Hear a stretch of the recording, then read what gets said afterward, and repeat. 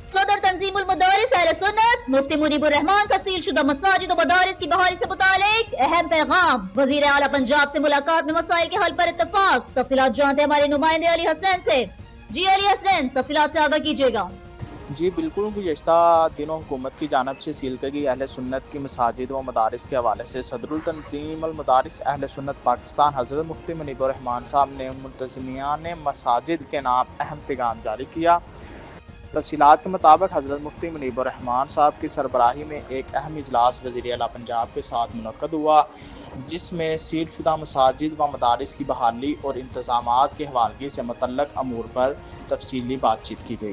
اجلاس میں فیصلہ کیا گیا مساجد و مدارس کو تنظیم-ال-مدارس اہل سنت کے انتظام میں واپس دیا جائے اور تمام معاملات افہام و تفہیم سے حل کیا جائے۔ بیورو چیف علی حسنین، لاہور ڈویژن، فیض نیوز۔ بہت شکریہ علی حسین ہمیں تفصیلات سے آگاہ کرنے کے لیے۔ فیض نیوز، فیض سب کے لیے۔